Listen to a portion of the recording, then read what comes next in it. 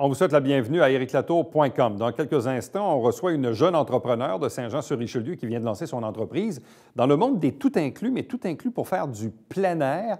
C'est franchement fort intéressant, donc restez avec nous, on en parle dans quelques instants. Mais d'abord, on se transporte du côté de Saint-Césaire, où depuis un an maintenant, il n'y a plus d'aréna. L'aréna a été fermée par la CNESST. Et puis là, on tente de ramasser des sous et de mobiliser la population pour, bien sûr, se construire un nouvel aréna. On en discute à l'instant.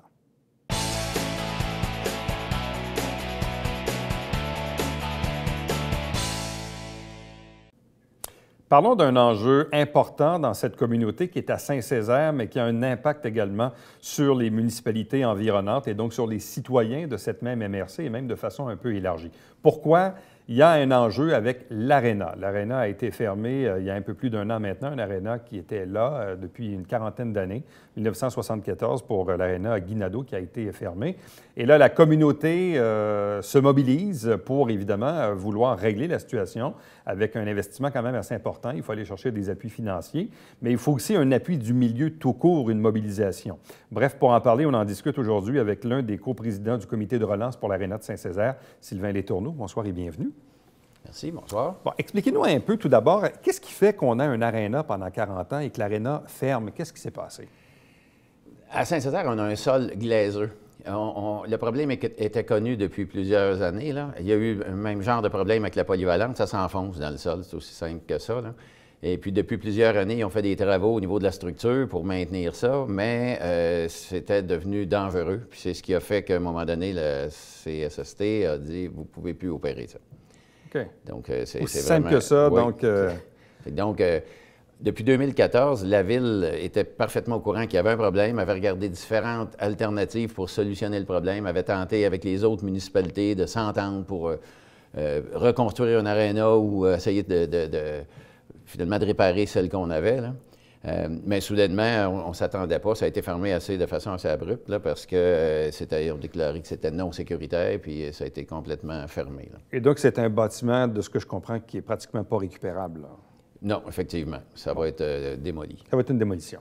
Bon, sauf qu'on peut comprendre, puis même plus près, ici à Saint-Jean-sur-Richelieu, on l'a vécu pendant nombre d'années parce qu'il manquait une patinoire, puis c'était tout un projet. Parce que c'est l'impact que ça a dans une communauté, autant pour les jeunes qui font du hockey mineur, le patinage artistique, ou même pour des adultes qui jouent au hockey pour le bon plaisir, ou même d'autres sports sur la glace. Mais à un certain moment, les heures de disponibilité deviennent un problème, deviennent un enjeu. Et j'ose présumer que la journée qu'on apprend que l'aréna ferme, il s'est passé quoi l'année passée? Les gens sont allés où? Ça a été extrêmement compliqué. Premièrement, c'était en début de saison, le début de la saison. Ça a pris au mois d'août, c'est ça? Oui, exactement. Là, donc, personne ne s'attendait à ça.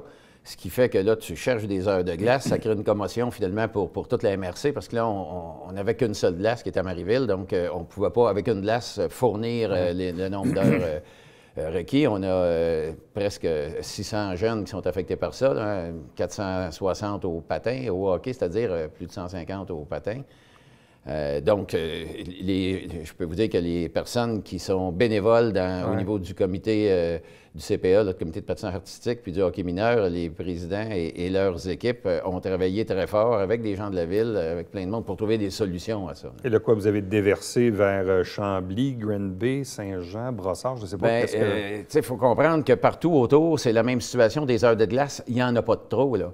Donc, ça a été plus des alternatives où on a dit bien, les jeunes vont pratiquer aux 2 semaines au lieu de pratiquer à chaque semaine, vont pratiquer sur des demi-glaces au lieu d'avoir des glaces complètes. Puis au niveau des adultes, bien, il y en a beaucoup qui n'ont pas trouvé d'endroit puis qui finalement, temporairement, ils ne jouent plus. Là. On ne pouvait pas se déverser sur... il n'y avait pas beaucoup d'alternatives. Bon. Construire un nouvel aréna, c'est un projet d'à peu près 7 millions de dollars. Oui, on peut aller chercher des subventions de la part des différents paliers de gouvernement, mais il en demeure pas moins qu'il faut que la Ville mette quand même un certain montant. Et pour une municipalité de 6 000 habitants, c'est un fardeau fiscal quand même assez imposant. Maintenant, comment on fait pour relayer, si on veut, ou bâtir un montage financier à la hauteur de ce projet-là?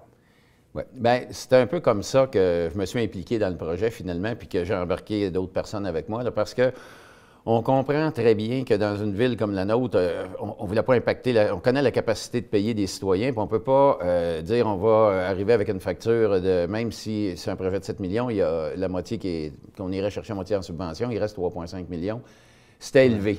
C'était élevé. Donc, c'est pour ça que moi, j'ai proposé d'aider la ville, puis on a dit, s'il manque un million, un peu plus, on est peut-être capable de trouver ça dans la communauté d'affaires, là. Donc, c'est un peu comme ça que c'est parti notre aventure, là.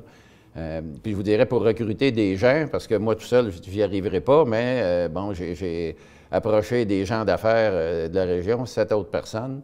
Puis je vous dirais que le temps de réflexion pour me répondre a été d'à peu près 15 secondes, là. Tout le monde disait « Oui, c'est parfait, Sylvain, on va t'aider, on embarque. » Puis on a une belle équipe dynamique. Puis, bien, on est parti comme ça. En disant en ville, bien, on ne veut pas remplir l'hôtel de ville de gens qui vont venir critiquer votre administration parce qu'il n'y a pas d'aréna. On veut savoir qu'est-ce qu'on peut faire nous autres pour vous donner un coup de main, pour travailler de façon constructive avec vous autres, pour qu'on ait à nouveau une glace. Parce que ça prend une glace à Saint-Césaire. Bon, qui sont ces gens, cette communauté d'affaires, ces gens qui vous accompagnent dans cette mobilisation? Mon complice du début, Robert Laliberté, M. Marcel Ostigui, M. Alain Letourneau, Yvan Malouin, Ghislain Côté, Benoît Côté, Guy Labrec. Là, j'espère que je suis rendu à 7 parce qu'on est 8 au total. Là, je pense pas en avoir oublié. Tout du monde impliqué dans la ville, tout du monde qui ont soit des enfants qui ont fait du hockey ou qui font du hockey. Puis, fait assez cocasse. On a commencé, on a un petit site Internet là, qu'on a mis en place en fin de semaine. Vendredi, on a fait un lancement.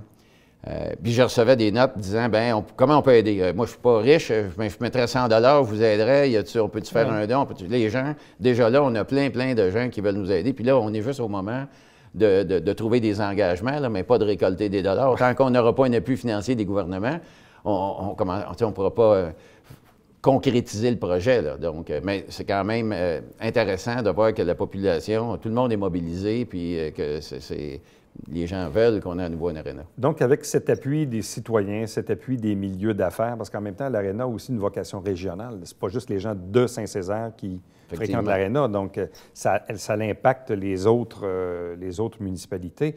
Donc, dans un délai de combien de temps on est capable de ramasser 1 million? 3-4 mois. Ah oui. Ah oui. Je pense que je suis très confiant qu'on devrait être capable d'aller chercher un minimum de 1 million d'ici mars-avril.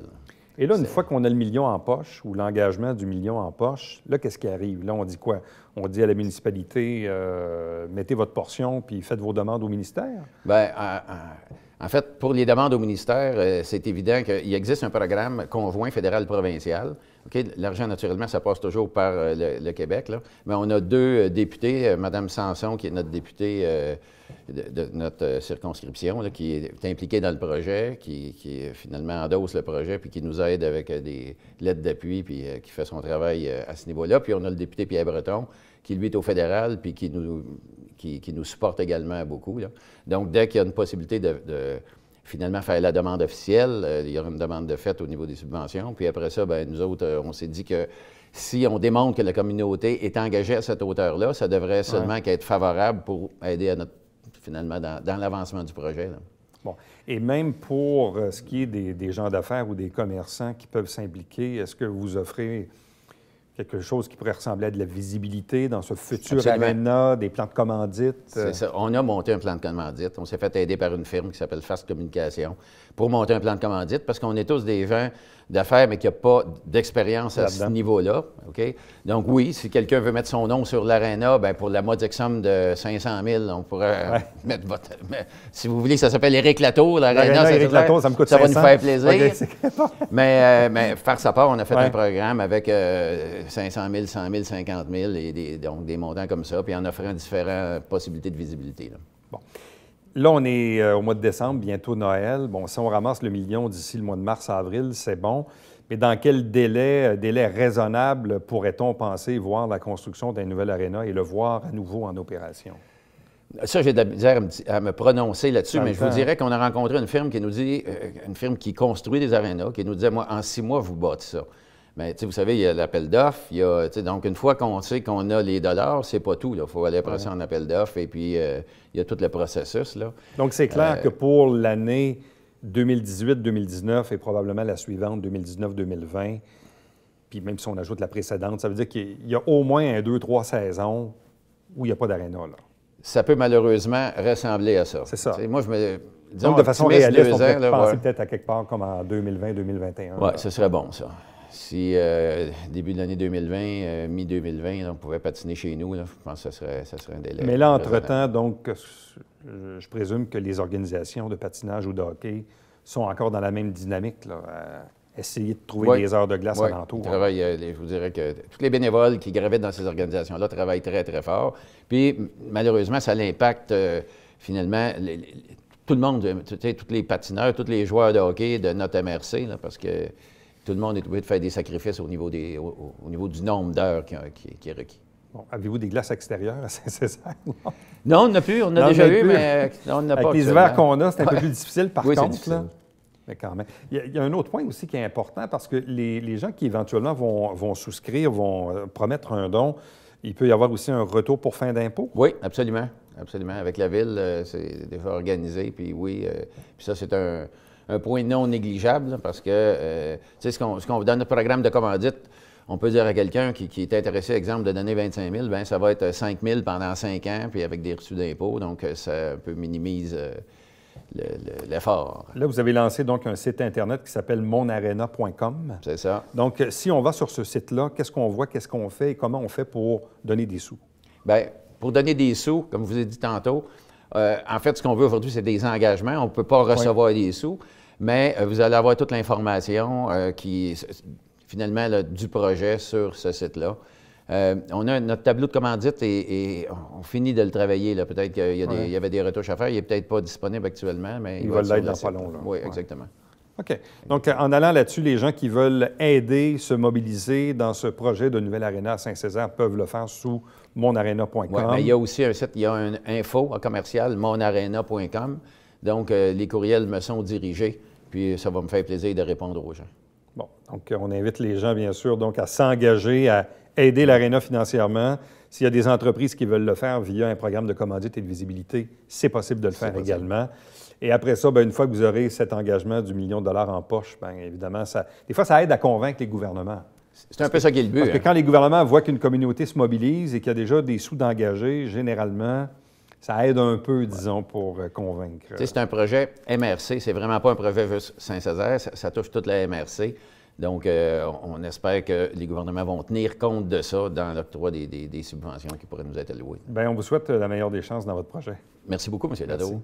Restez avec nous, puisqu'au retour, on reçoit une jeune dame, johannaise, qui a fondé une entreprise fort intéressante dans le monde du voyage.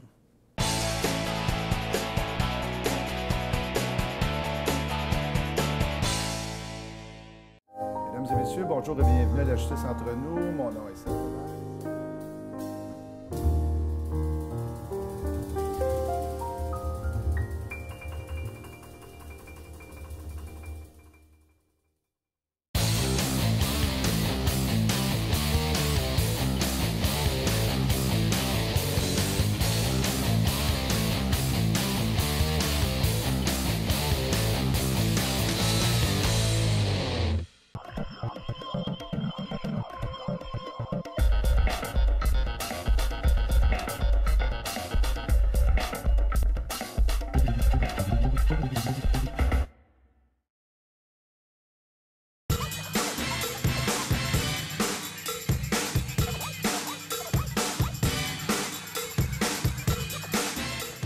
Dimanche, 9h30, Télé Bingo, on vous attend.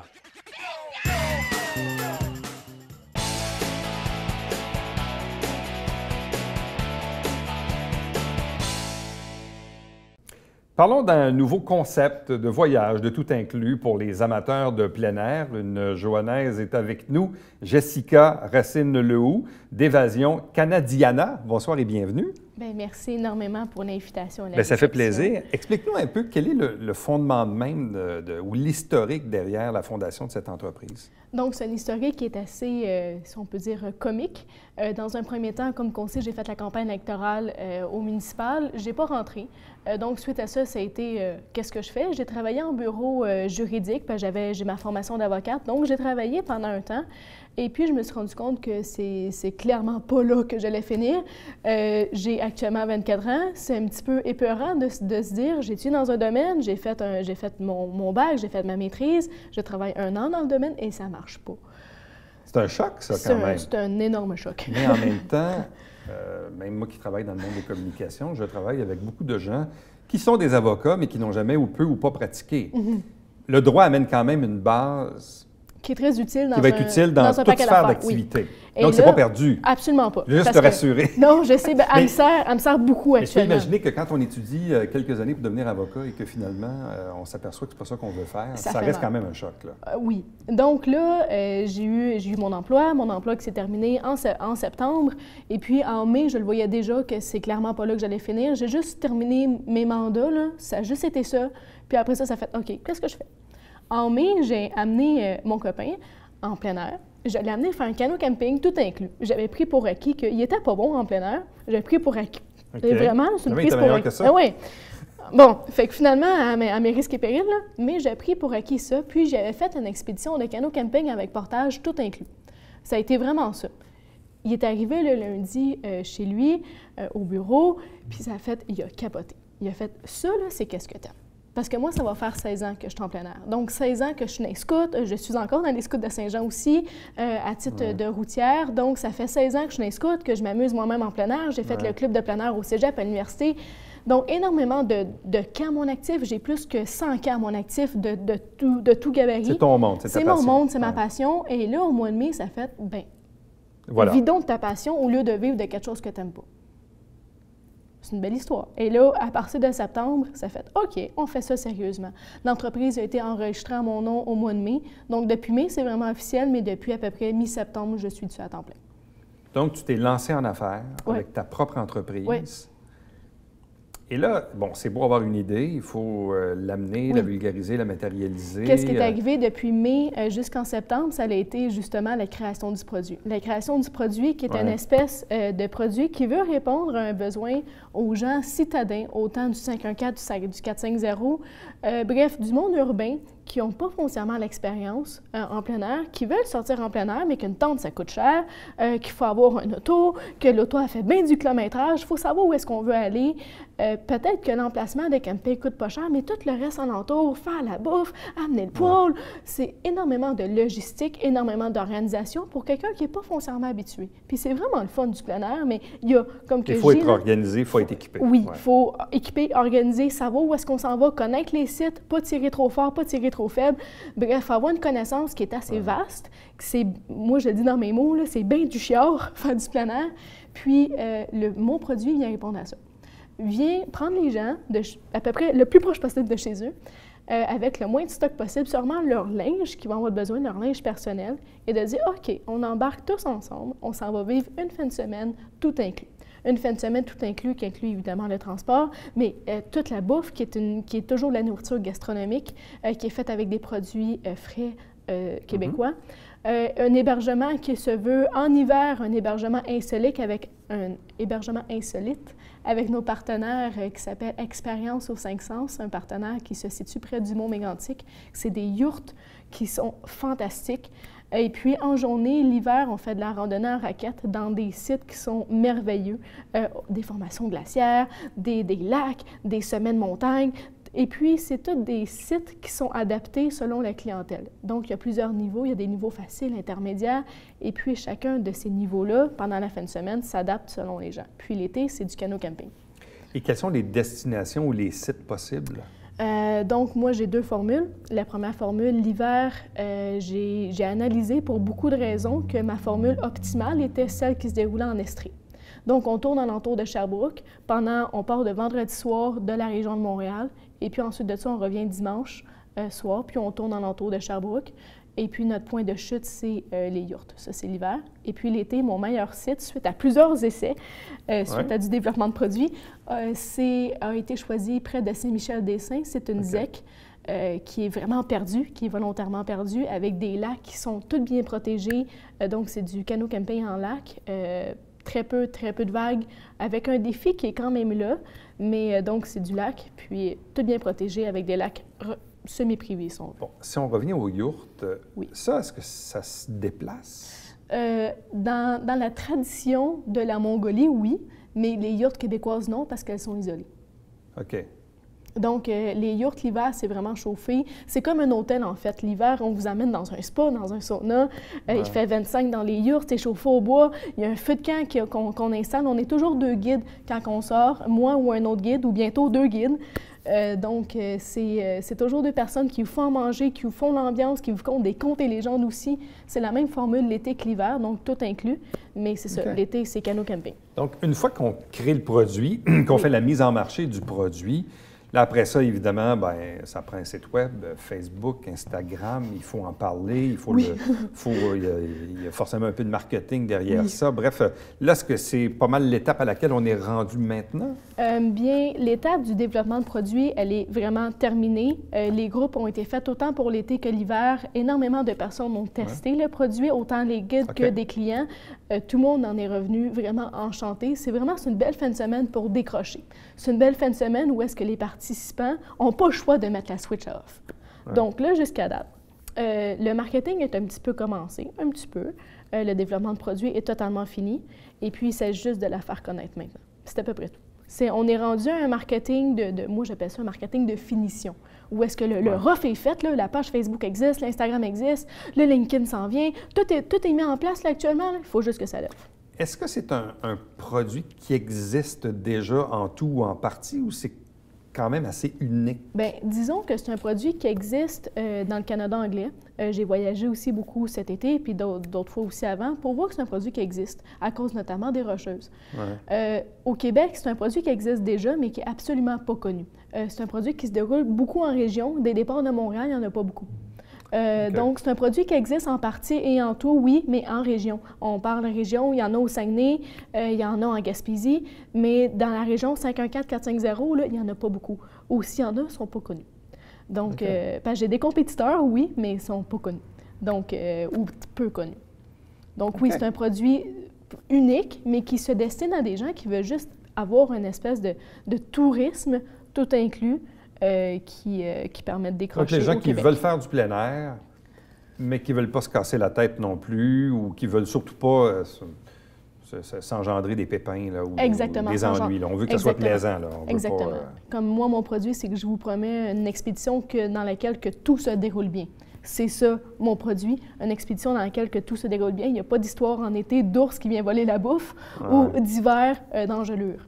Donc, c'est pour ça qu'on est toujours 2 guides aussi très bien formés dans les 2 cas. Et les groupes, on peut aller chercher un maximum de combien de personnes? Les groupes, c'est minimalement 2 personnes pour sortir.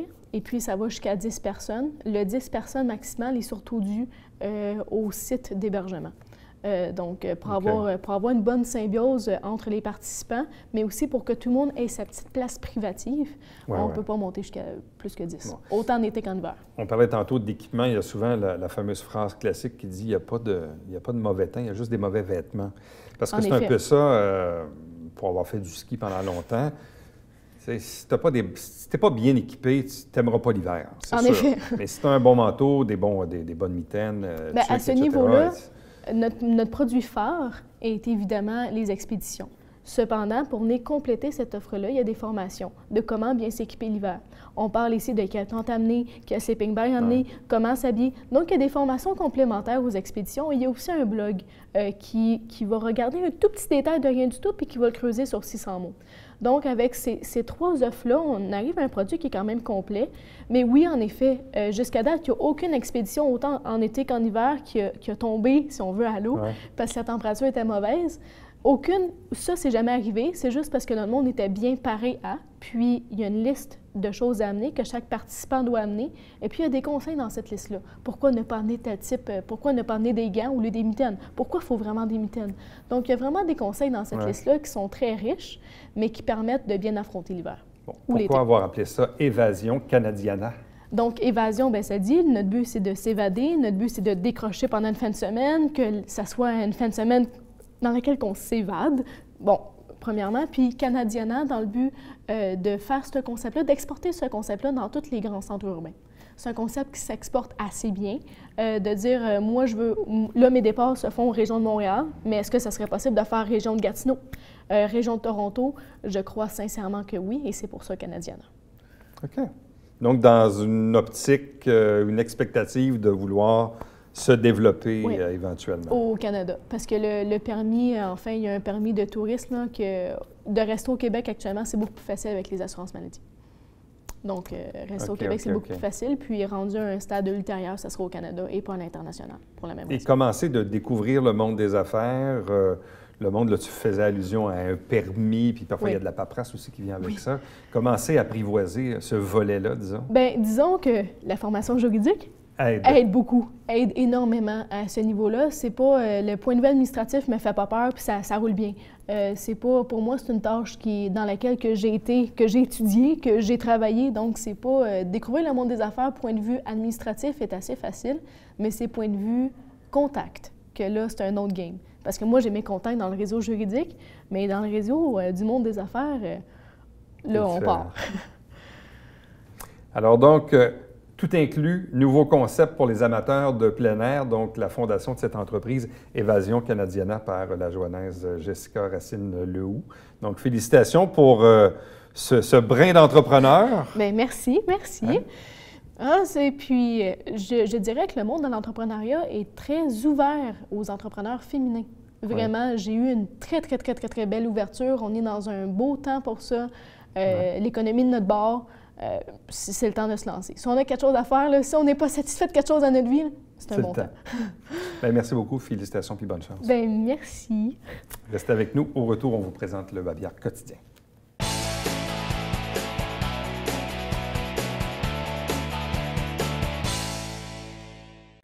L'Association des pompiers va organiser une collecte de sang le lundi 7 janvier du côté du pavillon Mille-Roches à Iberville. Donc, si vous désirez donner de votre sang, bien, vous pouvez bien sûr l'inscrire à votre agenda. Également, vous dire que l'émission Saint-Jean-sur-Richelieu vous résume toujours, évidemment, les meilleurs moments du conseil de ville. Et puis, entre-temps, si vous désirez me joindre, faites-le toujours par courriel, plus rapide, plus facile. Éric Latour en un mot, à commercial tvhr9.com. À demain. Bye bye.